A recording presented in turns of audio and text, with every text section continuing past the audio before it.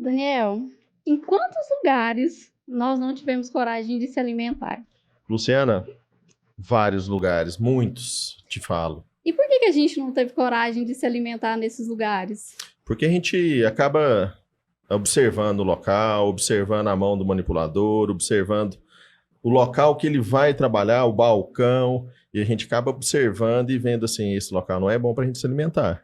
E por que não é bom? Porque ele vai contaminar aquele alimento e a gente vai ter problemas de intoxicação alimentar ou infecção alimentar. Entendi. E se a gente for parar para pensar também, a maioria dos lugares nem sempre eram A, B ou C. Verdade, nem sempre você olhava na cara do estabelecimento, era um estabelecimento mais simples ou mais sofisticado. Isso não tem a ver, não. Tanto é que se a gente for parar para pensar, a gente teve aquele caso, né, lá da Sapucaí, onde as pessoas estavam produzindo alimentos dentro do banheiro. E num camarote do maior carnaval do mundo. Classe A. Classe A, e eles estavam produzindo alimentos dentro de um banheiro, né? Vamos falar a verdade. Então, o mundo precisa entender melhor como produzir alimentos e com as boas práticas de fabricação. Isso. E para ajudar a gente a esclarecer hoje, estamos aqui com a Amanda e com a Thaís. Sejam bem-vindas, meninas. Obrigada. Pode falar. Duas engenheiras de alimentos, né?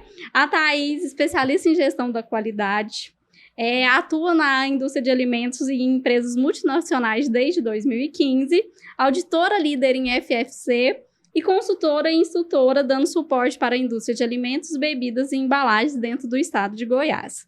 A Amanda, engenheira de alimentos, especialista em qualidade na produção e higiene de alimentos, pós-graduanda em saúde pública, consultora de serviços de tecnologia e inspeção, inovações do Instituto de Saúde e Tecnologia em Alimentos, Goiânia e Goiás. Então, em mais um episódio nosso, pessoal, em desmistificar a indústria de alimentos. Meninos, vamos começar a falar a respeito desse caso lá do banheiro, que o pessoal lá da Sapucaí estava produzindo alimentos.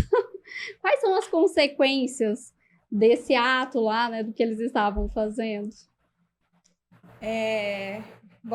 Bom dia ou boa tarde para quem estiver assistindo, dependendo do horário, né? É um assunto grave, é uma tratativa grave, porque eu tenho experiência com eventos, trabalhei quase 1 ano e meio só com eventos de grande porte aqui no estado de Goiás, com a responsabilidade técnica, e cada evento era, assim, noites sem dormir. Porque eram várias, 1.000, 2.000, 3.000 pessoas com aquela responsabilidade em cima da minha profissão, da minha liberação. Da sua atuação naquele momento ali, exatamente. Né? E o que se escutava era assim, não, as pessoas vão beber demais. E aí, se ela passar mal, não é da comida, é da bebida. Ou então, não, isso aqui é temporário, isso aqui é para um momento só, então não precisa fazer aquela estrutura toda, não, você está pedindo demais. O meu pedir demais era colocar um lavatório de mãos em cada sessão.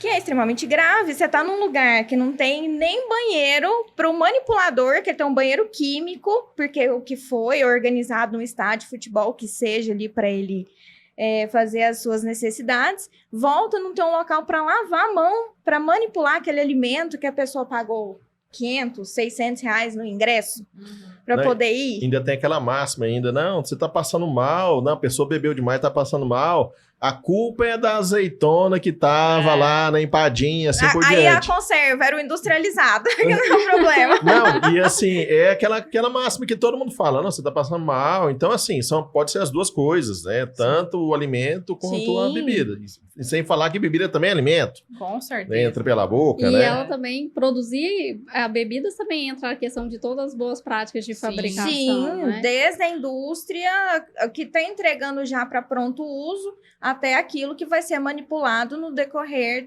do evento, ou da partida, ou qualquer outro segmento da área de eventos que aconteça ali. E a gente está lidando com todos os tipos de pessoas, pessoas que a gente não sabe se tem alguma enfermidade, alguma comorbidade, algo que uma intoxicação que para uma pessoa saudável ia passar despercebida, mas para aquela pode matar.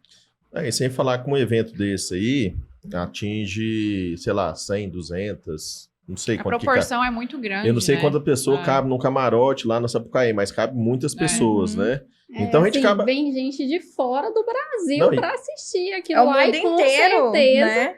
essas pessoas vão pro camarote, né? Não, e se parar pra pensar, apesar da gente estar servindo alguma comida que está pré-pronta, alguma coisa nesse sentido, mas e a complexidade disso? E a quantidade de pessoas que está sendo atingida ali, que vai se alimentar daquele alimento?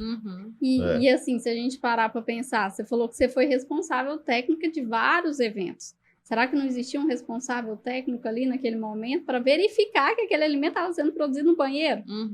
Não, um dos primeiros pontos, quando a gente vai fazer esses eventos, seja pequeno, médio ou grande porte, é fazer uma visita técnica no local, para verificar as condições e aquilo que a gente tem que levar que o local não proporciona para a gente. Então, um freezer, geladeira, um lavatório, pias móveis, tudo isso é solicitado. E naquela condição lá não tinha nem freezer.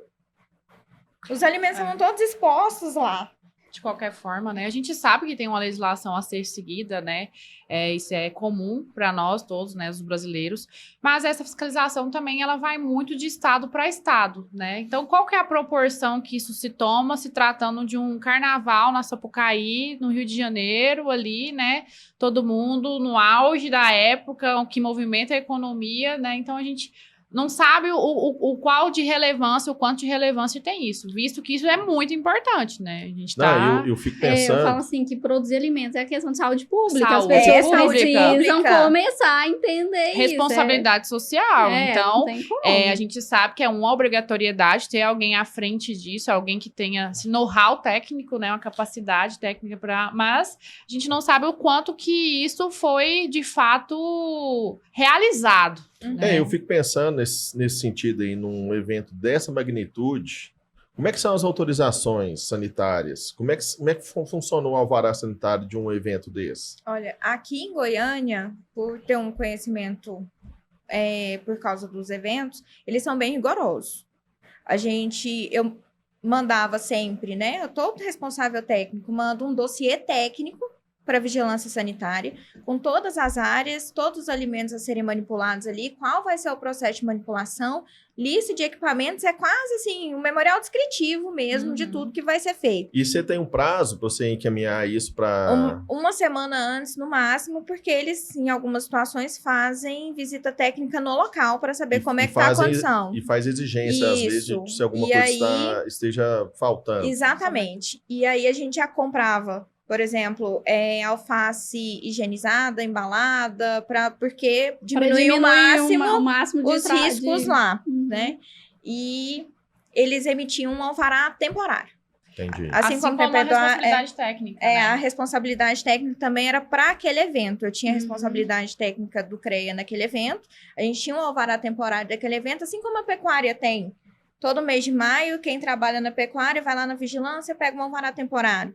E aqui, para todos os eventos, também é seguido dessa forma. E eu acho muito inteligente e uma responsabilidade social até, nessa questão de ficar... Se a fiscalização não for de uma forma presencial, pelo menos ela tem respaldo de tudo aquilo que ia acontecer. Eu ia te perguntar, e às vezes eles vão presencialmente na hora do evento, fiscalizar como que tá acontecendo, Sim. Como que aconteceu... Porque assim, não é porque não tem uma estrutura, o responsável pelo evento tem que construir Exatamente. a estrutura. Se né? você não tem estrutura, você não manipula. Porque o risco sanitário ali, ele é enorme. Sim. E você falou lá que pedia pia de higienização de mãos, e aí? Acontecia de aparecer uma pia, ou sempre o pessoal ficava nessa queda de braço? Foi muito engraçado no começo. Porque para que tudo isso? Eu pedia pelo menos 2 pias, uma para manipulação e uma para higienização de utensílios. E a de mãos. Então eram 3. E geralmente 2 freezers. Um para carnes e produtos crus e outro para semi-elaborados, porque não tinha pronto, porque já ia embora logo. Ah, mas para que tudo isso? Eu tenho que alugar tudo isso? Tem.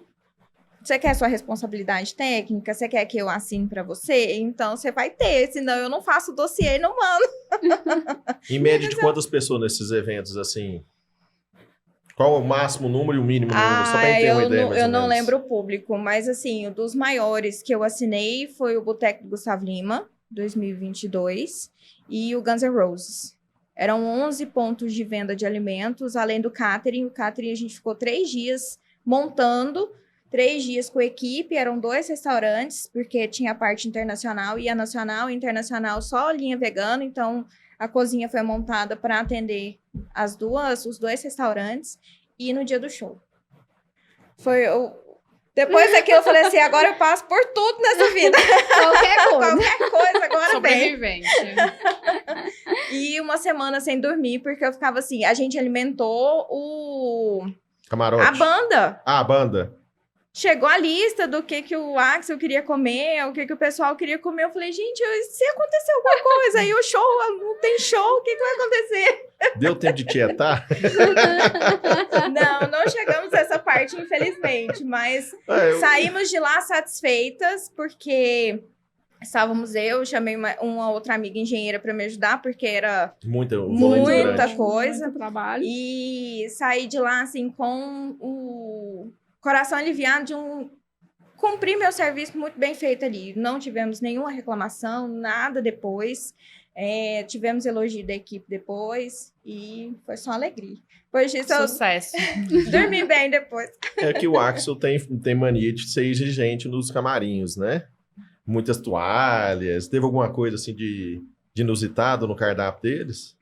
Não posso contar. O contrato... Infelizmente, deixa quieto, não posso Sigilo, contar. né, mano?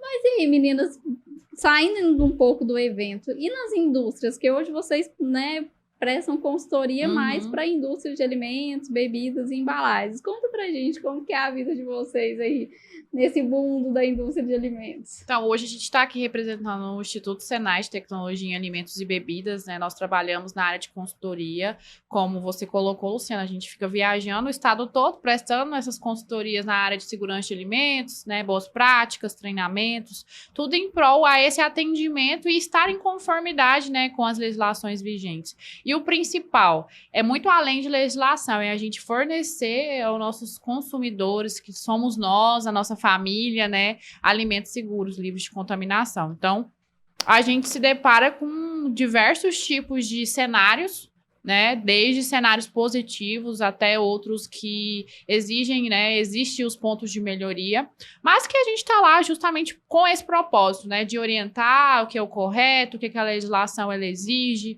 né, qual que é o padrão e o caminho que a gente tem que seguir, né. E isso a gente sempre brinca, as consultorias são muito um casamento. Então, enquanto a gente estiver lá, tem que aproveitar essa oportunidade, né, do que a gente está orientando, do que a gente também está aprendendo, né, que é uma troca muito grande junto com a pessoa que está acompanhando a consultoria, para ter essa continuidade dos trabalhos. Então, olha, nosso papel é te ensinar o que é o certo, que você vai ser cobrado por isso, que são as medidas que a gente precisa implementar para, de fato, eliminar os riscos, que eles existem. Não adianta falar que não existe, porque num processo de manipulação, de industrialização, é um processo totalmente dinâmico. Então, as fontes de contaminação, elas vêm por matéria-prima, elas vêm pelo processo, elas vêm pelos manipuladores, né, pelo ar, pelo uniforme, por todos os lados. Pela conservação. Justamente. Então, a gente precisa criar barreiras para, de fato, eliminar essa contaminação cruzada. E as barreiras são... O pré-requisito mínimo é o quê? As boas práticas de fabricação, né? Que são essas medidas que a gente adota, que a gente apoia essa implementação para evitar essa contaminação cruzada e automaticamente atender o que é mandatório, né? Que o mínimo hoje para você trabalhar com alimentos é você ter essa consciência e ter implementado as boas práticas de fabricação. Quais são as maiores dificuldades que vocês têm dentro das indústrias hoje? Vamos dividir. Vamos ver se são as mesmas que a gente passa. Porque assim, vamos Porque a gente não atende só a indústria, a gente atende grande parte também do prestador de serviço e alimentação. São realidades diferentes, com problemas iguais em certos pontos, mas diferentes também. Então,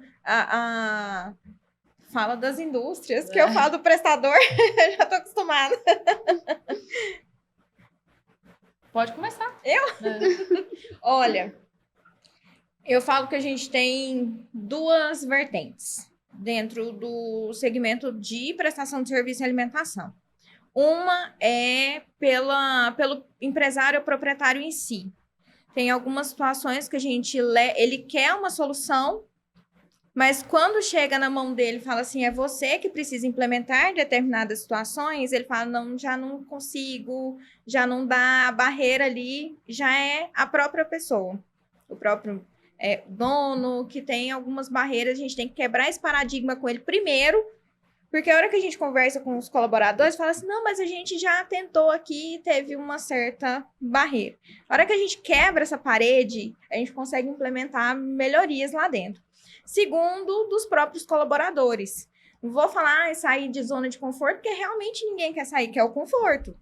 Mas a implementação de novas atividades ou de atividades diferentes, que ele precisa pensar um pouco mais para executar determinada situação, trazer esse público para junto de você, porque a gente não implementa boas práticas sozinho. Não é colocar uma placa na parede como higienizar a mão. Se ele não executar da forma correta como higienizar a mão, a placa não serviu para nada, o sabonete não serviu para nada, o álcool não serviu para nada.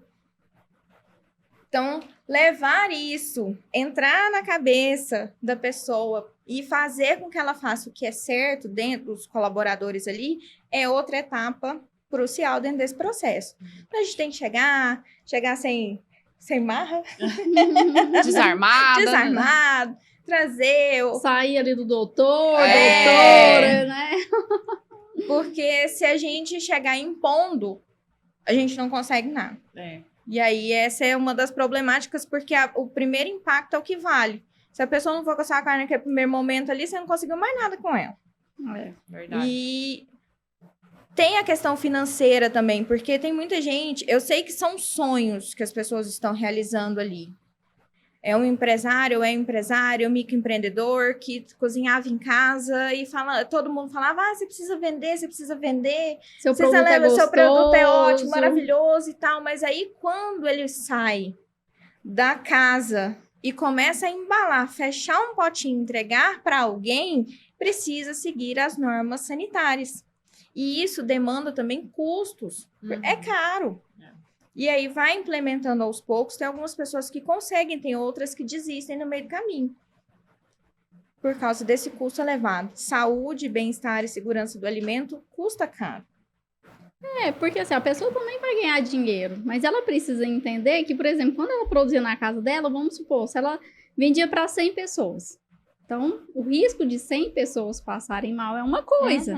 A partir do momento que ela começa a industrializar e de 100 ela passa a entregar para 1000 pessoas, ou seja, tem um risco de 1000 pessoas passarem mal. Então, é essa questão que eles precisam avaliar e às vezes eles não conseguem perceber essa dimensão para onde eles estão indo também, né? Aí é o nosso papel também com o empresário falar que aquilo ali não é um custo, é um investimento.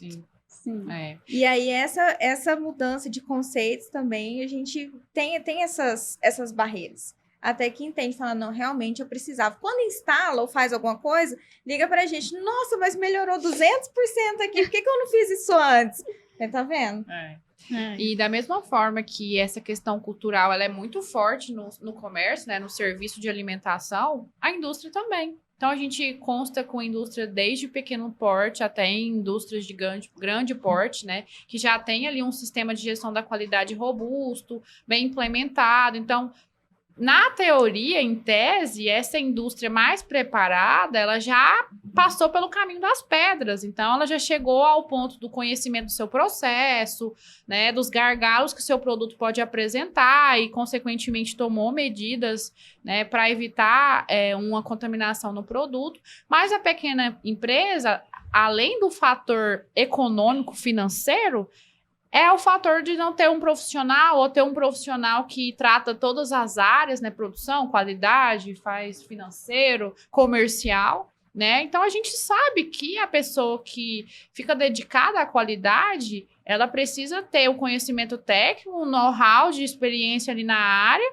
para atender o que é preciso, né? E para apoiar aquela indústria a produzir com qualidade e segurança de alimentos. E dependendo do porte da empresa, essa pessoa que ela é multitarefas, ela não vai dar conta de suportar. Não. A qualidade sempre vai ficar em último lugar. Sim. A produção sempre Sempre é vem meta, primeiro, sempre é né? produção, sempre é entrega. Vendas. Produzir a qualquer custo. Mas Isso tem um preço muito grande no final. Assim, eu não sei se hoje vocês vivem isso, né? Porque a minha última empresa, que eu fui responsável técnica, eu só trabalhava para eles, eu fui a primeira engenheira de alimentos deles, praticamente.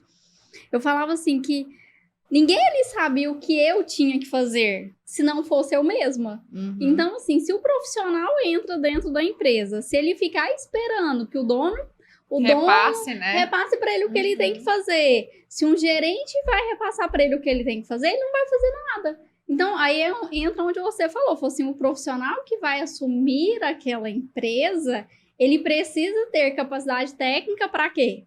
Para poder saber o que ele tem que fazer, porque ninguém vai falar para ele o que ele tem que fazer. E aí, se a gente for parar para pensar, até essa semana teve um dos grupos que a gente participa, o pessoal falando que a fiscalização às vezes é muito rígida, não sei o quê, e aí veio uma profissional e já falou o quê? Eu deixei o fiscal falar tudo, apresentei um plano de ação, mostrei o meu trabalho, o que ela fez? Ela trouxe a fiscalização para o lado dela. Então, é isso que às vezes falta também no profissional, saber o que ele tem que fazer. E a gente vê, às vezes, que não é assim. Não. Então, assim, pelo menos na minha época de CLT ali, era sempre assim. Hoje vocês estão mais aí, tem mais acesso, os profissionais ainda estão desse jeito? Como que as coisas estão funcionando? Tem muita gente que tá, assim, é muito amplo, né? O mercado, ele é muito amplo. Então, tem pessoas que têm muita experiência, têm uma capacidade técnica indiscutível. E já tem pessoas que são novas, às vezes é o primeiro emprego, né? Tem esse conhecimento gerado por cursos que fez, ou até mesmo da faculdade. E a gente sabe que existe, né, uma distância entre a teoria e a prática, né? E isso é muito importante dentro de um estabelecimento que trabalha com alimentos. Mas é bem misto, né, Amanda? A gente que já está há mais tempo de campo, de mercado, a gente já consegue identificar porque já vivenciou determinada situação. A hora que ela acontece novamente, a gente já sabe como lidar, dependendo, em algumas situações, até formas diferentes de lidar com a mesma problemática. Fraudes, que a gente consegue evitar, já sabendo, numa situação suspeita, o que pode acontecer ali. Mas tem profissionais de todas as formas, todos os jeitos, assim como advogados têm para todas as formas, os médicos também. Cada um tem sua especialidade. Sua experiência. Como engenheiras de alimentos, né? A gente escuta assim, mas você não faz pesquisa e desenvolvimento? Não, a minha área é gestão da qualidade. Não tem médico que é pediatra, ginecologista, o direito trabalhista, o nosso também tem essas áreas diferenciadas. A gente tem as nossas especializações. Dependendo da situação, contratar uma pessoa que tenha essa expertise. E lá vocês têm o departamento que faz o desenvolvimento, né? Sim. Eu não preciso de você abraçar o mundo, né? Não. Exato. Então, se quer esse tipo de serviço, vai um profissional específico a tal área, né? Eu atuei numa empresa durante 1 ano que eu fazia toda a parte de gestão da qualidade. Nós tínhamos uma outra engenheira só para pesquisa e desenvolvimento. Porque eu não tenho essa expertise para pesquisa. Aí a gente se complementa, né? Isso a às gente vezes vai também acontece. se Igual você ajudando. falou, eu também já trabalhei em várias empresas que a gente tinha outros engenheiros, até outras profissões também, e a gente vai se complementando, porque ninguém sabe tudo. Ninguém sabe tudo, justamente. E principalmente nessa área nossa, né? É uma constante atualização. Então, a gente precisa estar todo o tempo muito atento à legislação que muda, que é revogada, né? São linhas tênues de entendimento conforme fiscal, né? Conforme até mesmo o órgão fiscalizador. Interpretação da lei. Ela é muito ampla. Então, Você lê e entende de uma forma, outra pessoa lê e entende de outra Justamente. forma. E assim, ó, igual você falou, a gente aprende às vezes conversando uma com a outra. É Fala isso, assim, ó, trocando aconteceu isso comigo, figurinhas. o que você acha? E às vezes você vai ter uma visão, às vezes, que eu não tive. Isso. Então, e talvez, na minha opinião, por já ter representado a classe, eu acho que na nossa classe faltou muita união. As pessoas precisam entender que nós não somos concorrentes. Sim. Nós estamos aqui, somos por colegas exemplo, de profissão. se a gente for parar para pensar, nós temos aí 200 e tantas cidades no estado. O Senai não vai dar conta de atender sozinho. Nós não daremos conta e nenhuma outra empresa ou outra pessoa vai dar conta de atender sozinho. Mas se nós nos fortalecermos, se nós mostrarmos o que realmente o engenheiro de alimentos faz, vai ficar até mais fácil de alguém contratar ou saber o que a gente tem que fazer lá dentro, que muitas vezes ninguém sabe, né? Nem sabe o que a gente faz direito, né? E essa parte da qualidade, ela é engraçada, porque, assim, uma empresa que contrata um profissional para a área de qualidade, primeiro que ele acha que a gente sabe tudo dali, que a gente é obrigado a fazer tudo naquele quesito. E todo mundo palpita em cima. Ninguém da qualidade palpita na produção enquanto vai produzir, mas todo mundo da assim, empresa quer ir lá palpitar na qualidade. Gente que nunca trabalhou com qualidade, vai lá falar alguma coisa. Vai lá palpitar. Porque a qualidade é a área chata, né, gente? Vamos ser convenientes aqui. Então, Vamos Vamos falar a verdade, vamos falar a vamos falar a verdade. verdade que a pessoa que fica ali à frente da qualidade, ela tem que ser chata. Porque a gente trabalhando com alimento, com Eu falo que bebida. eu já mudei essa fase, tá? Eu não sou chata, não, eu sou exigente. Quem quer trabalhar comigo vai aprender a trabalhar direito. Então, assim, e quando você se preza como profissional, principalmente quando você pega uma responsabilidade técnica, é o seu nome que está em jogo. Então, ou você, né, você cumpre o que deve ser cumprido e faça com que as pessoas tenham esse entendimento, né, que é muito além de você higienizar as mãos, porque a Thaís, engenheira de alimentos, está pedindo. Não, gente, ter o entendimento do fator que está por trás. Né? Então, quando você tem esse entendimento, você leva esse aprendizado para sua casa, para o seu dia a dia, para sua cozinha, para o alimento que você produz para os seus filhos. Né? Então, isso é muito importante, porque se você está sendo um agente ali, um agente que é sanitário, né? Dos aspectos higiênicos sanitários. No meu segmento de trabalho, ainda tem uma questão que a fiscalização é um pouco mais atuante do que a vigilância sanitária. A vigilância sanitária faz menos visitas do que a agrodefesa, o por exemplo. Ministério, né, também. O Ministério também. Então, assim, acontece que a qualidade, ela está sendo exigida ali o tempo todo e o dono da empresa, ele vê, opa, eu tenho que mudar. Se eu não mudar, eu vou levar a multa ela vai dobrar, ela vai quadruplicar, ela vai dobrando o valor até chegar o momento que tem punições maiores. Então, assim, dói na pele. Sim. Ele sente na pele. Então, assim, ou vai por bem ou vai por mal. Então, assim, acaba que tem que ser uma coisa um pouco mais incisiva, um pouco mais rápida, porque tem essa atuação constante da fiscalização em cima. E, como se diz, uma andorinha só não faz verão dentro da fábrica. Não adianta a equipe de qualidade querer implementar se não ter o dono junto, os colaboradores juntos, os encarregados juntos dentro desse processo. Quando a gente vai montar, por exemplo, a PPCC, uma das primeiras coisas é montar a equipe multidisciplinar. Todo mundo envolvido, do A ao Z, todo mundo envolvido. Eu vou pegar o almoxarifado, vou pegar setor de compras, o proprietário, o encarregado, para montar essa equipe, porque todo mundo precisa estar sabendo daquilo ali e palpitar sobre. Uma andorinha só não faz verão.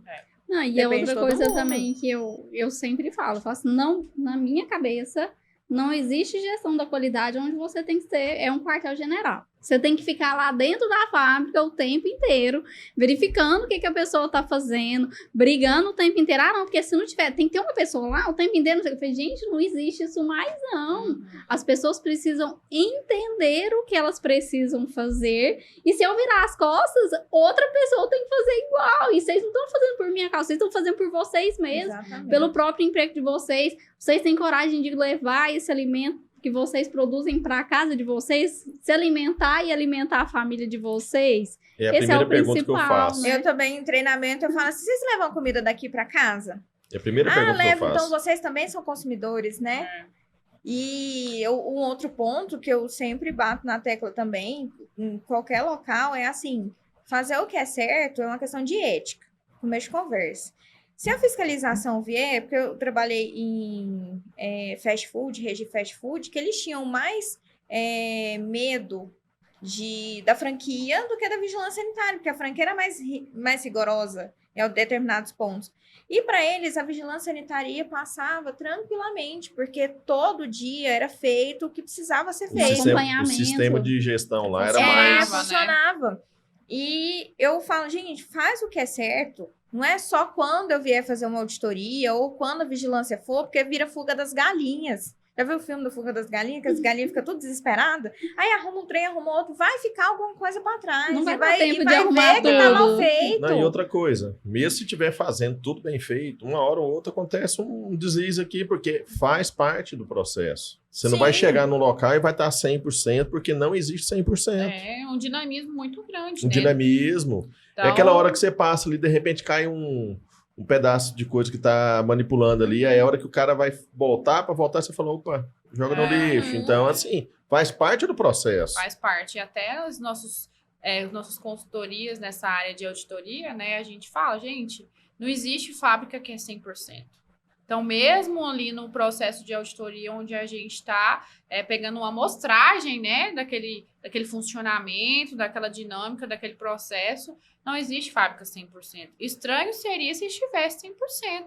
Né? Óbvio que a gente trabalha focando nele, mas por conta de vários fatores envolvidos, né? Manipulador, equipamentos, são pessoas, né? Processos, enfim. As próprias matérias-primas que a gente tem, que nem sempre as pessoas entendem que precisam seguir as boas práticas de fabricação. Não, e hoje você arruma uma tela que rasgou, que dá abertura ao externo, amanhã ela tá rasgada de novo, porque o cara que dirige, às vezes, a empilhadeira, ou que abre, né, aquele portão todos os dias, ele não tem um cuidado, né, e não tem esse entendimento, opa, se a tela tá rasgada, eu posso ter o risco de entrar pragas. Então, a gente que tá à frente, isso eu friso muito com as meninas lá no Senai, a gente é um fator da mudança.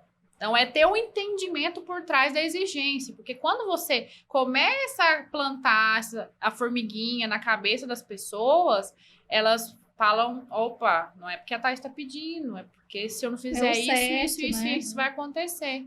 Né? Então, elas têm consciência, né, das consequências, até mesmo para a família delas, que são consumidores, né, dos alimentos produzidos. E aí é onde a gente começa a ver a mudança cultural, que aí volta lá naquela fala inicial das principais dificuldades. Então, mas isso é muito difícil hoje, você parar para pensar, porque a gente vive no país em que a educação básica é muito pouco difundida e acaba que a maioria das pessoas que são contratadas para esse tipo de trabalho tem essa dificuldade de educação básica, né?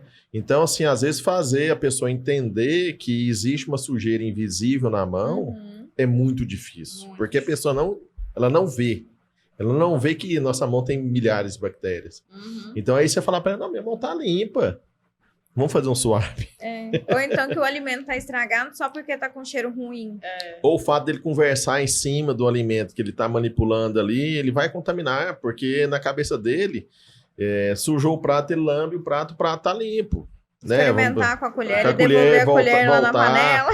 Na panela. Então, assim, isso tudo é parte de educação que a gente lida o tempo todo. E esse de serviço a gente vê, por exemplo, às vezes também nas próprias mídias que eles têm acesso. É uma coisa assim, ó, se a gente for parar para pensar, todo chefe de cozinha que a gente vê tem barba. E a quantidade de micro-organismos que tem na barba deles. E aí você chega dentro de um estabelecimento e fala que as pessoas não podem ter barba. Então, a 216, a legislação dos prestadores, inibe, né, a questão da barba. Mas tem algumas estaduais atualizadas e algumas aceitas, assim, rente, sabe? Tem uma de São Paulo de 2011. Mas é São Paulo, né? Não é Goiânia. Né? Mas é isso que a gente precisa falar, às vezes, falar assim, olha, aqui não é permitido, né?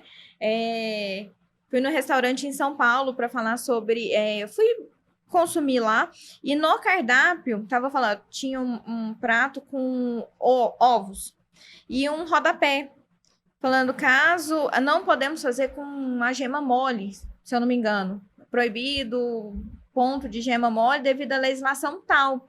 Foi quando eu descobri que tinha uma legislação nova lá em São Paulo, que tem alguns parâmetros de tempos, temperaturas, e a questão de servir ao cliente produtos mal cozidos, que é proibido. No Rio Grande do Sul, soltaram um ano passado, 2023, tem uma nova, a mesma coisa, barba rente. Vai chegar num ponto que ela vai mudar, por causa de questões culturais até. E a gente vai ter que engolir seco e falar assim, agora, né, tem que aceitar. A barba é uma questão de aparência, né? A gente virou uma moda, né? A maioria das pessoas famosas tem barba rente, tem barba feita. Aí entra uma outra questão. Você toma banho todo dia? Como é que tá a sua higiene pessoal? Então tem que fazer higiene da barba, né? E a grande maioria da contaminação da barba, ela vai pela mão dos manipuladores, né? Das pessoas.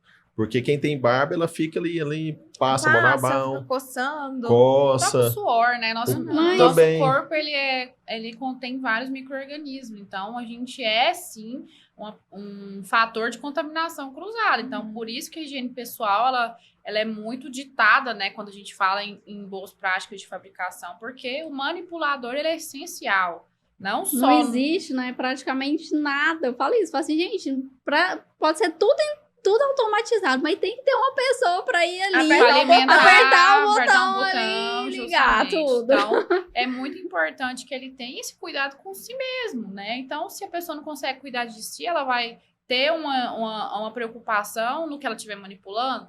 Então, é uma questão que vai muito de encontro com a educação básica, que é aquilo que você colocou, isso é indiscutível. Então, é o higienizar as mãos, não é porque alguém está pedindo. Porque eu sei que se eu não higienizar, eu vou estar contaminando o que eu comer. E assim, na verdade, eu preciso higienizar para minha própria saúde. Eu não preciso fazer isso ali só pelo alimento que eu estou manipulando. É pela minha própria saúde. Isso precisa ficar claro para as pessoas entenderem, né? E nós estamos chegando, assim, numa época que a qualidade, ela precisa ter a cultura da qualidade dentro das fábricas. A gente está tendo 10 em cada 10 locais que a gente vai com problema de rotatividade funcionária. E aí, nessa rotatividade, a qualidade tem que estar lá fazendo presente a todo momento para treinar essas novas pessoas que estão entrando, porque se deixar treinar pelo colaborador antigo, tem alguns vícios que ele vai passar para frente. E a gente tem que cortar da origem e sempre que entrar um colaborador novo, passar essa cultura novamente para que a gente não tenha problema por causa desses fluxos de entradas e saídas de colaboradores na empresa. Semana passada eu dei um treinamento num supermercado, então o número está muito fresco na minha cabeça. Né? O setor de varejo, supermercado tem manipulação de alimentos. É o terceiro ramo que mais tem rotatividade. Perde para a construção civil, perde para o agronegócio e o varejo é o terceiro. 47% de rotatividade. É muito alto. É muito alto. A gente tem algumas situações que é de rotatividade de 3 meses, é a fase de experiência. Você acabou de treinar uma equipe inteira. Acabou de implementar alguma coisa. Em 3 meses já não tem ninguém mais daquela equipe. Tem que colocar a cultura da qualidade sempre em primeiro lugar nesse quesito.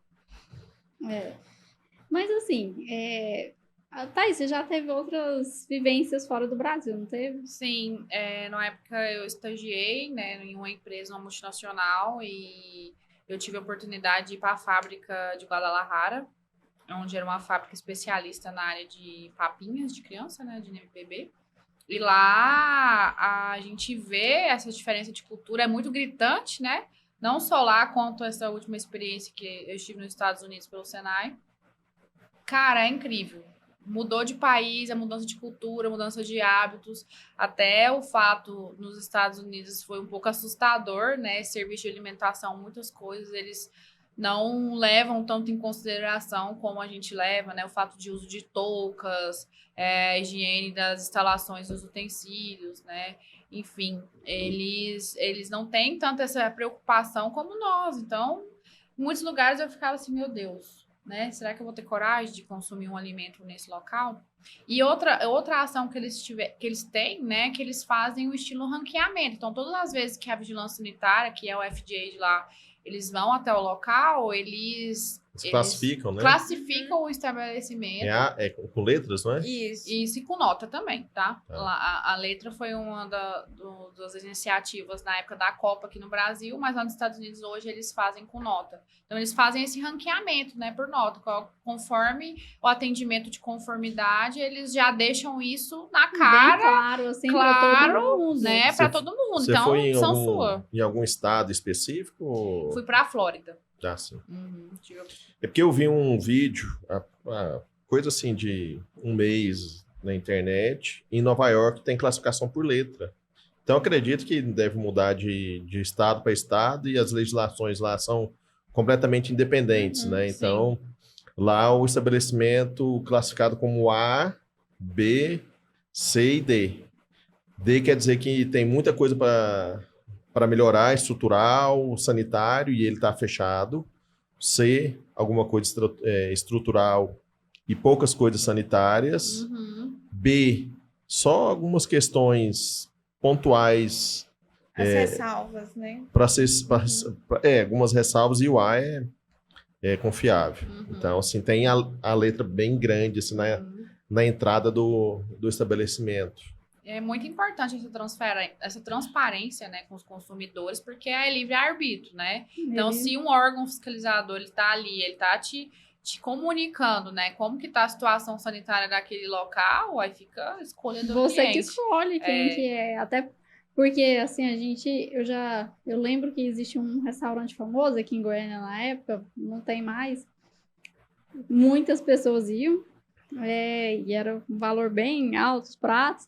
E eu lembro que todo mundo comentava. Eu tinha professor, às vezes fiscal da vigilância, que era, assim, bem crítico à cozinha. Então, assim, você precisa ter essa transparência. Eu acho que é isso que o consumidor precisa entender.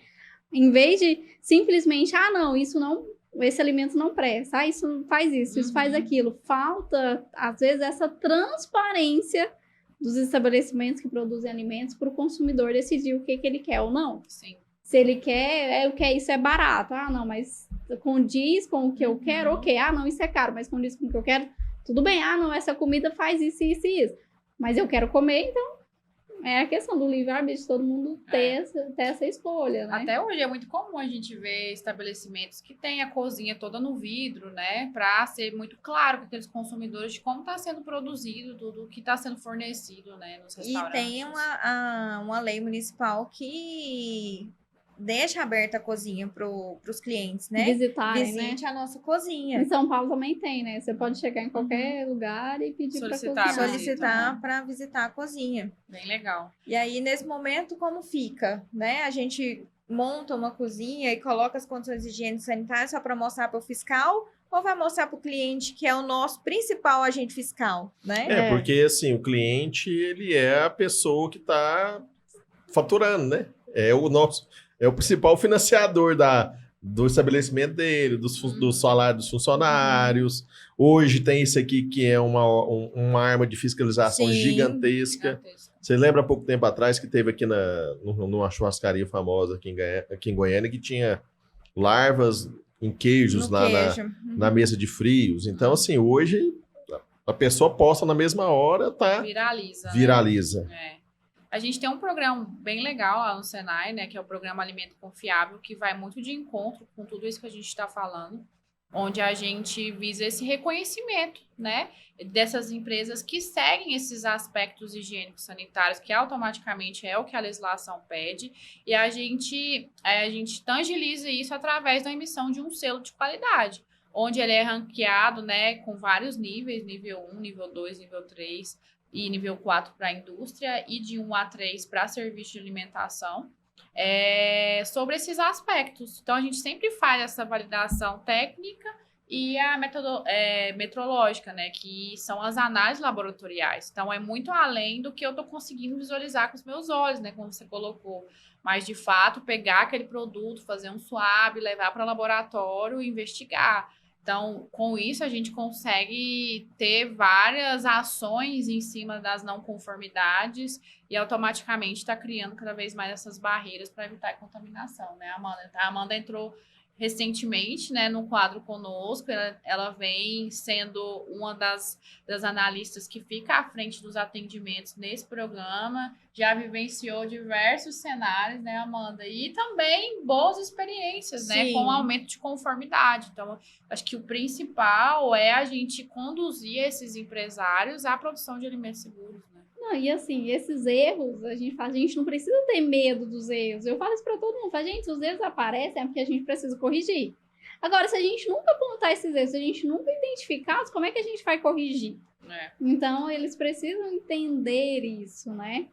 E aí, outra coisa que a gente fala, né, também um pouco da diferença, a gente fez um outro podcast com uma amiga nossa da Itália, e ela estava contando pra gente que uma vez ela foi ser promotora dentro de um supermercado. E aí, para ela ser promotora no supermercado, ela teve que fazer um curso de APPCC. E lá não pode, tipo assim, promotor não pode oferecer produtos, alimentos igual é aqui. A gente vai lá no supermercado, né? Experimenta isso, não sei o quê. Lá não pode, você só pode apresentar visualmente o produto para as pessoas. Então, falar assim, os pontos positivos do produto. a gente precisa entender a diferença de um país para outro. Às vezes, ver o que a gente pode trazer para cá. Não é porque a nossa cultura fala que todo mundo, né? Às vezes é cultural. Eu tenho um dinheirinho aqui, eu vou começar a produzir alimento ali, ou eu faço uma coisa gostosa ali, mas você precisa produzir corretamente e principalmente entregar o alimento seguro para o cliente, né? Para o consumidor. Não, eu acho que o que mais me chamou a atenção desse fato lá, dessa amiga nossa lá da Itália, é o fato do supermercado ele não aceitar o promotor se o promotor não tivesse uma PPCC de curso. Porque o que acontece muito no Brasil hoje é o seguinte, vou vender tal produto no supermercado, eu tô querendo um registro no supermercado.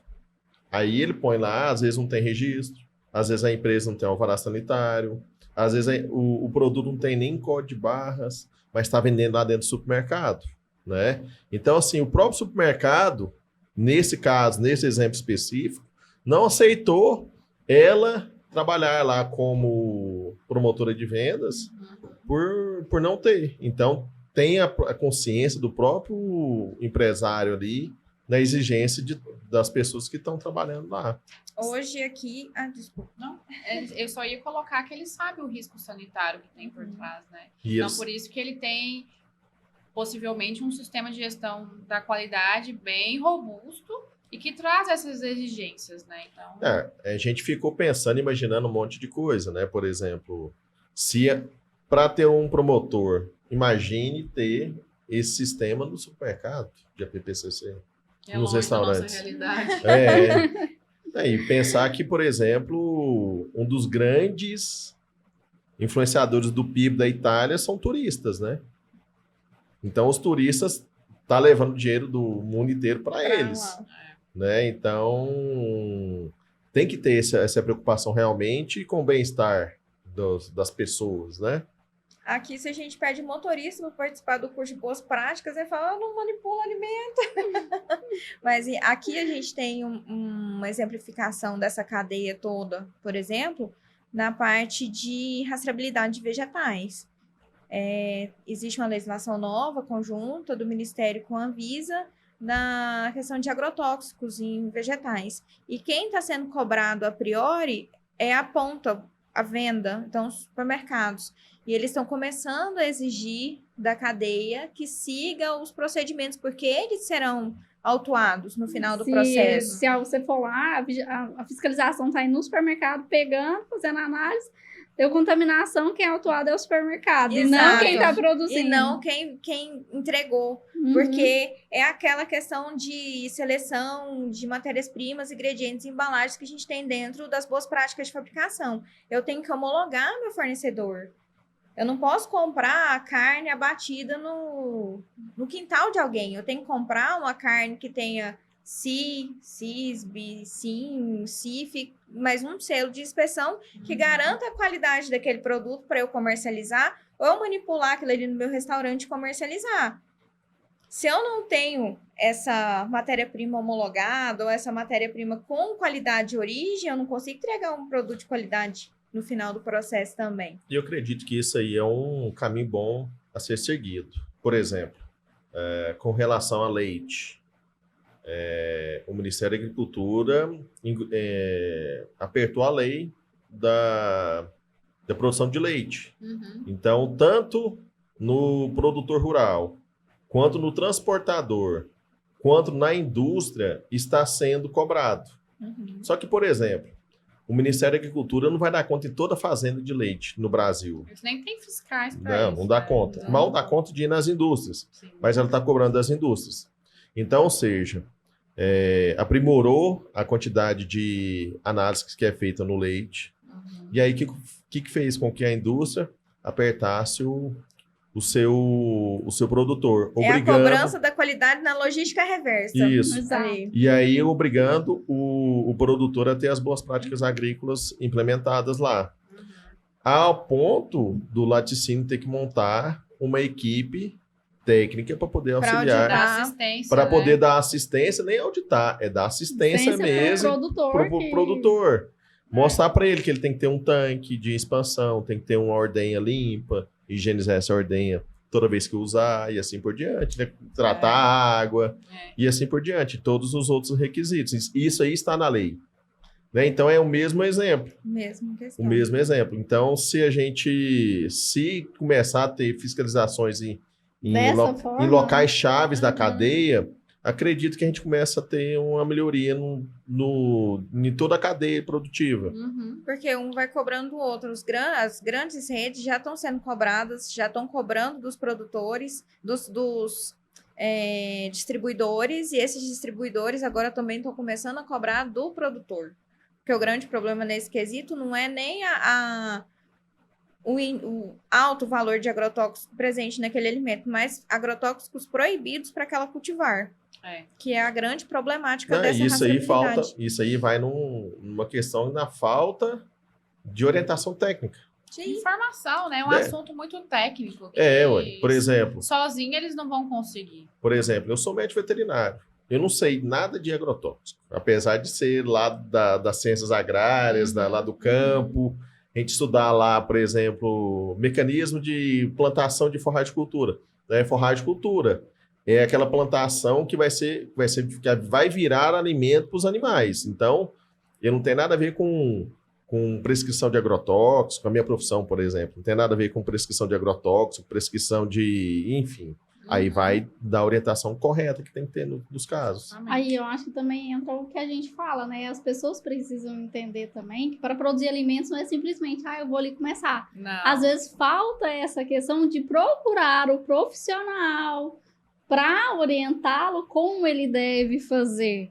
E principalmente entender que se ele está orientando, ele sabe o que ele está falando. Não é porque você produz há 5, 10 anos, mas se você não produziu da forma correta, você precisa de um profissional para te orientar. E às vezes, se você começar contratando um profissional, ele vai te ajudar a eliminar um monte de caminhos ali, aquele labirinto todo. Às vezes ele vai te ajudar ali para você não se perder, né? Percorrer, né? Mas é essa forma e enxergar o valor nisso, né? O que a gente encontra muito é que qualidade é dispensável, né? Então foi a época onde qualidade era um diferencial para a indústria, para o comércio. Hoje é muito mais que pré-requisito. Então, se você não tem implementado, você não entra na minha cadeia de fornecedores.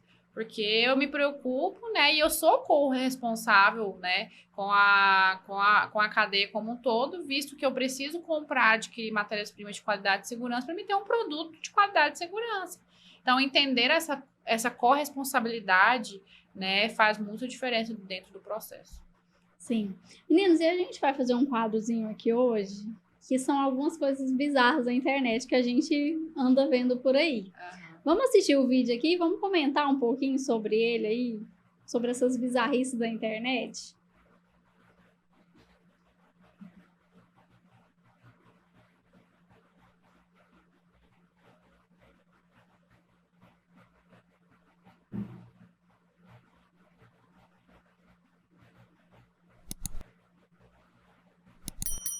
E aí, meninas, vocês acham que isso aí acontece?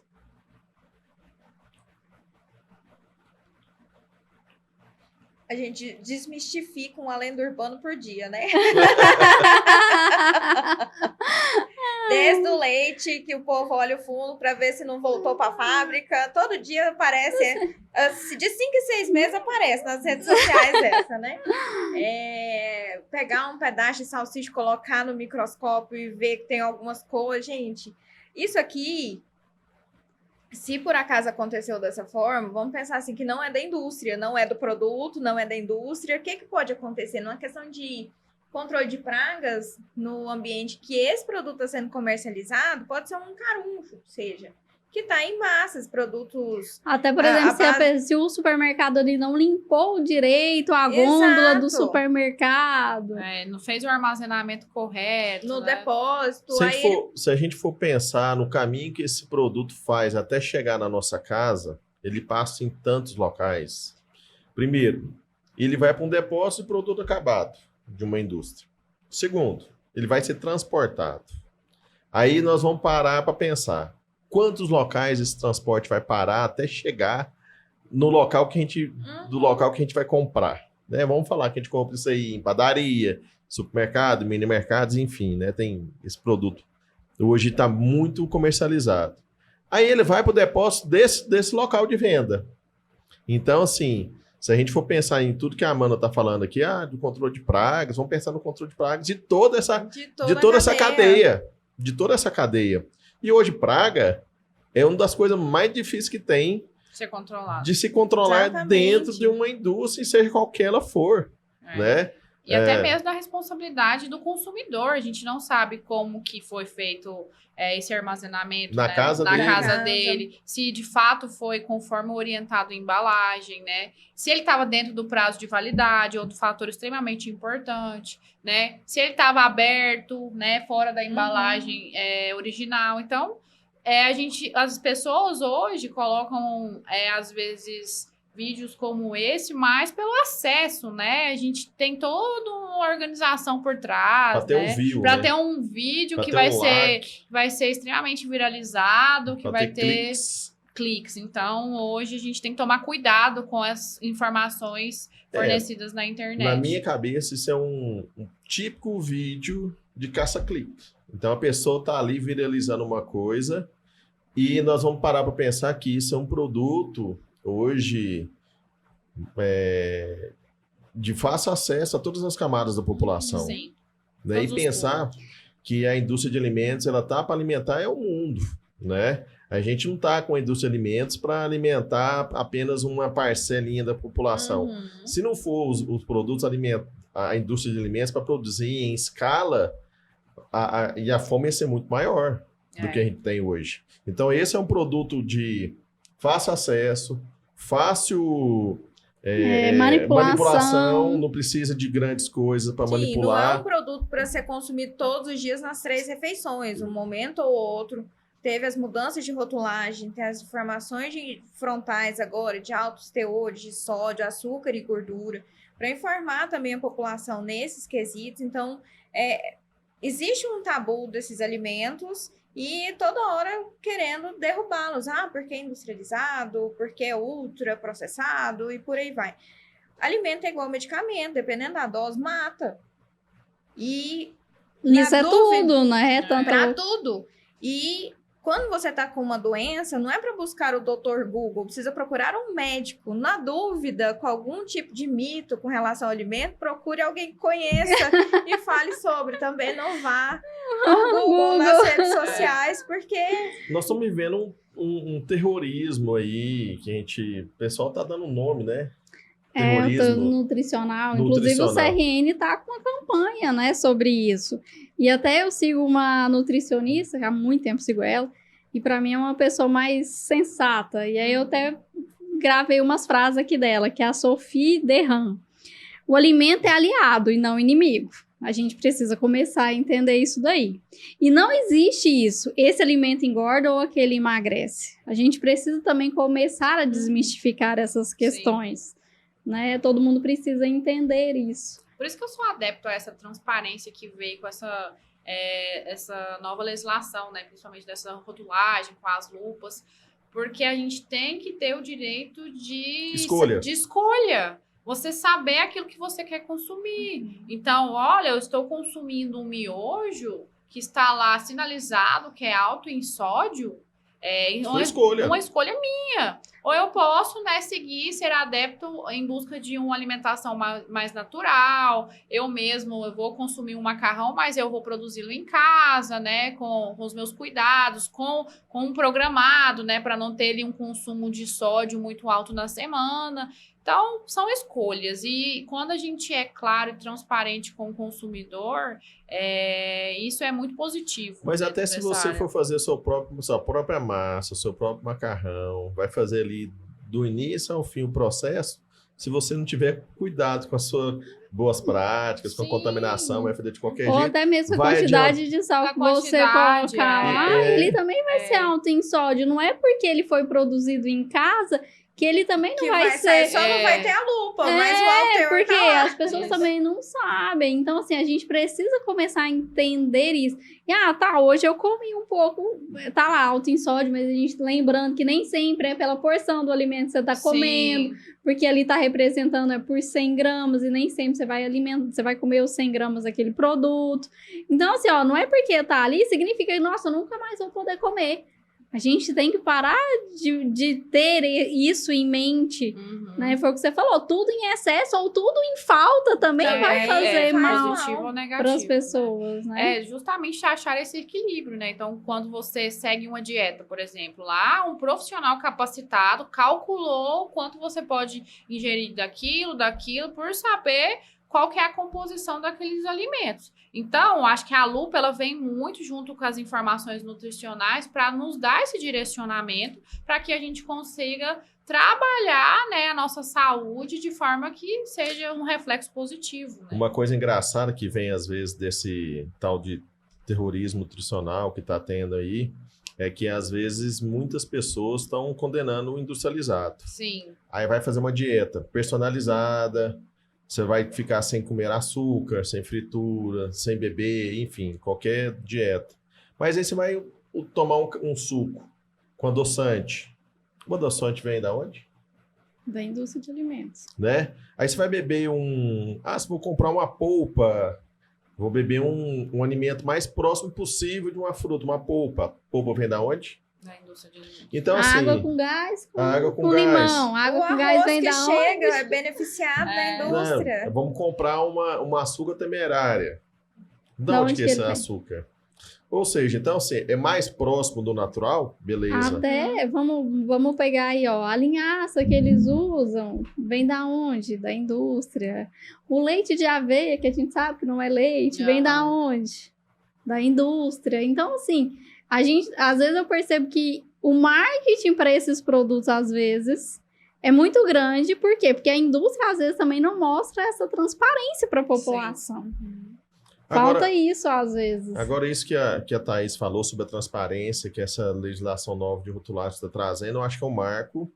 Acredito que a gente tem que ter essa escolha de olhar no rótulo do produto, escolher o ingrediente que você quer ingerir, né? Desde que você também entenda do ingrediente. Sim. Não adianta nada falar lá, tem um acidulante. Tudo é conservante. O que é um acidulante? Um aditivo. O que é um aditivo?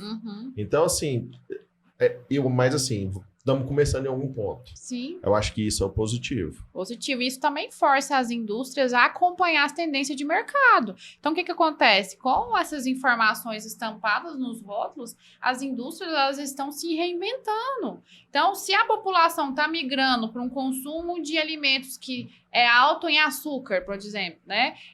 Para outros que têm isso de forma reduzida, por que eu não vou fazer isso também? Então, isso instiga esse desenvolvimento de produtos, essa melhoria de produtos, né, Amanda? Esses dias eu tive essa curiosidade. Eu trabalho numa indústria de doce de leite. E aí, todos os rótulos já estão com a lupa. E eu perguntei para eles se depois que colocou a lupa, se teve mudança no consumo. Continua tudo do mesmo jeito. Mas é porque eu acho que, tipo assim, concordo que a rotulagem veio para trazer essa transparência. Mas muita gente ainda não entende o que é. Não. Faltou... Vira uma barreira, dependendo do entendimento do Faltou... consumidor, ele olha e fala assim, não vou comprar, porque faz mal. Mas aí, faltou por um exemplo, pouco de transparência, assim, nem transparência, faltou um pouco de trabalho, primeiro, para informar a população o que isso significa, para depois isso ir além, né? Para isso realmente entrar ali dentro dos supermercados, nos rótulos dos produtos. Não, foi interessante eu perguntar para eles lá, porque assim, doce a gente sabe que tem muito açúcar. Ele colocar a lupa lá que tem açúcar adicionado era meio redundante, mas a legislação pede. E aí eu até falei para eles, vamos ficar pensando uma coisa, se de repente cair a procura por doce, se vocês verem que tem uma queda na procura, nas vendas, né? Vamos fazer um doce diet. Vamos começar a trabalhar, vamos pensar num plano B aí, para a gente dar uma opção, né? Para o público que quer essa mudança. Não teve. Hoje a gente tem uma linha de refrigerantes no mercado que tem o original, tem o menos açúcar e tem o zero. A pessoa escolhe o que ela quer. Uma tem a lupa, a outra não tem. O rótulo é o mesmo, mas está escrito lá, menos açúcar. Então, dar ao público as opções de escolha. E essa questão das reduções, desde 2012, 2014, quando a gente estava junto, né, trabalhando com a engenharia em si, já tinham essas reduções anteriormente, já estava né? vindo, a indústria já estava vindo, né, levantando essas reduções. Já há muito tempo. E a consolidação da lupa vem de um trabalho já de longa data. A indústria nunca para, faz as suas melhorias, as suas modificações de processo para chegar em todos os públicos possíveis. Né? A gente já coloca as listas de alergênicos para que todo mundo saiba de extrema importância aquela lista. A tabela agora com 100 gramas para você pegar um biscoito recheado A, um biscoito recheado B, você compara os dois a 100 gramas juntos. Esse aqui me engorda menos, eu vou levar isso. Né? Quem engordar, mas menos, tá aqui, eu vou levar. É por porção, 3 biscoitinhos. Mas ele não vai te engordar, não. Se você comer 3, um dia sim, um dia não, Amanda trocar, você não vai engordar. Tem que a questão é a gente pegar o pacote de biscoito e comer o pacote inteiro. Todo e depois dia. reclamar, produto industrializado me engordou, entendeu? Então, ultraprocessado. Ultraprocessado me engordou, mas é porque as porções estão exageradas no meu consumo. Então, é questão de coerência no consumo também. E entender também, assim, não é uma coisa que a gente ouve muito, todo mundo falando também. Um produto que tem 1 ano de validade, 2 anos de validade, é porque ele tem muito conservante. Leite. Ele tem muito... Leite assim, gente, nós trabalhamos com ciência e tecnologia. Ciência e tecnologia permite que o alimento dure por mais tempo sem colocar nenhum conservante ali dentro, tá?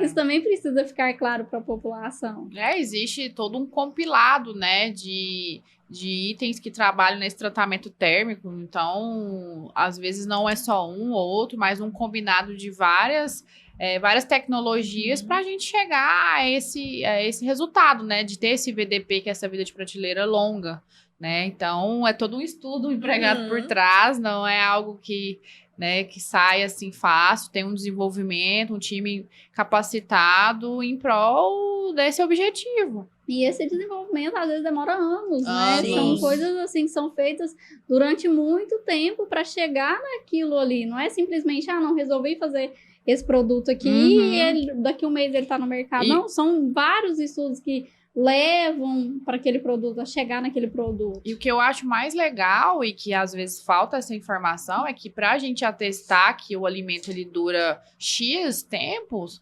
ele passa por uma validação analítica. Então, eu tenho resultados laboratoriais, né, onde que ele é empregado a análise, né, feito toda uma pesquisa, e ele me deu esses resultados positivos, de que, de fato, tá ok, durante 2 anos não houve nenhum tipo de crescimento microbiológico.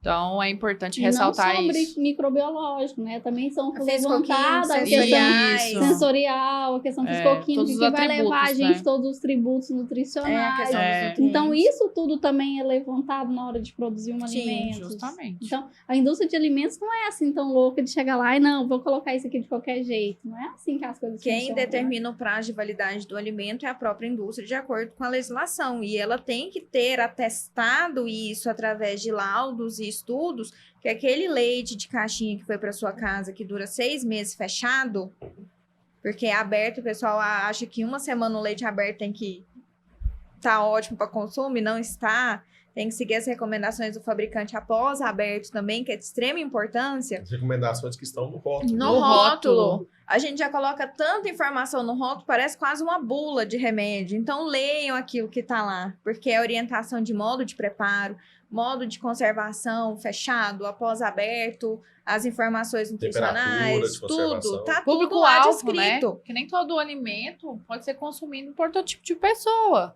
Então, a gente tem alimentos que a gente sabe que crianças abaixo de 4 anos não podem consumir. Então, o rótulo, pessoal, tá todas as orientações e as informações que os consumidores eles têm que ter. Eu falo isso, o rótulo é o RG do produto, É o né? RG do Então, produto. as pessoas precisam começar a entender isso daí. Meninas, explica pra gente, então, como que é essa questão do selo, como que as pessoas encontram vocês, como que, né? Ah, eu quero ter uma indústria, eu quero fazer um selo de alimentos no meu produto. Como que a gente vai fazer para encontrar vocês aí, então, e ter acesso ao trabalho de vocês? Vai que é a sua, Amanda. Jura? Lógico. Ai. Gente, olha, Pode dar os canais de vocês aí, as coisas. falar tudo a aí. certificação do Programa Alimento Confiável já existe há muito tempo. 2017, 2018, já tinha alguns conceitos, alguns, né? Achei um certificado em 2018, que eu participava já dos treinamentos lá do selo. Certificamos as indústrias, os prestadores de serviço na parte de gestão da qualidade. Então, para as indústrias, nós temos 4 níveis. Selo nível 1, que é 1 estrela, boas práticas de fabricação. Nível 2 engloba rastreabilidade junto. Nível 3, a PPCC, controle de alergênicos. E o nível 4, sistema de gestão da qualidade a nível internacional. Para qualquer norma de reconhecimento internacional. Para o prestador de serviço e alimentação, como a gente tem uma legislação específica para ele, que é a 216 de 2004, que regimenta todo o segmento, nós temos 3 níveis. E a gente só tem certificação acima de 85% de conformidades da indústria. O prestador de serviço de alimentação, as estrelas vêm através do percentual de conformidades. Então, de 85 a 90, 1 estrela, 91 a 95, 2 estrelas, acima de 96, 3 estrelas. E a gente já passou por algumas auditorias, que na auditoria inicial tinha 60% de conformidade. No diagnóstico final, 96%. A gente sai de lá feliz da vida, fala assim, nossa, fez a alegria do consultor hoje. E é como se fosse um plot twist. A gente chega e fala assim, que revolução que foi feito aqui. Porque todo mundo comprou a ideia. Quem se enquadra no prestador de serviço hoje? Padarias, confeitarias, a supermercadista, por ter padaria e açougue interno. Serviço de alimentação como um Sim. todo, restaurantes, Pizzaria, bares. restaurantes, Só para esclarecer, porque quando a gente fala um prestador de serviço, aí a pessoa vai pensar, mas será que eu me enquadro? Por isso que eu perguntei, né? Quais esse tipo de estabelecimentos? Serviço de alimentação e bebidas como um todo, né? Que a gente consegue nesse atender. processo. E o que é legal, a gente tem uma parceria junto com o Sebrae, né? Onde para micro e pequenas empresas, o Sebrae subsidia 70% desse valor. Né? E a contrapartida do empresário é mínima, de 30%, o que garante, né, essa padronização e esse aumento da competitividade. Então, esses pequenos, eles também têm essa possibilidade do acesso à informação técnica, às validações analíticas, que a gente, dentro do programa, a gente faz todo esse trabalho, né, desenvolvido por um engenheiro de alimentos, um profissional capacitado na área, mas também vem junto com isso as validações analíticas. Então, é uma análise de água, né, que ele tem que apresentar o laudo 2 vezes por ano, Eu preciso apresentar 3 swabs de superfície, então a gente está validando as higienizações e a análise de um produto final. Então, a gente consegue verificar o cenário como um todo e até mesmo aqueles itens que estão além do que a gente consegue enxergar, né? Que é quando a gente fala de contaminação só perante a análise laboratorial mesmo.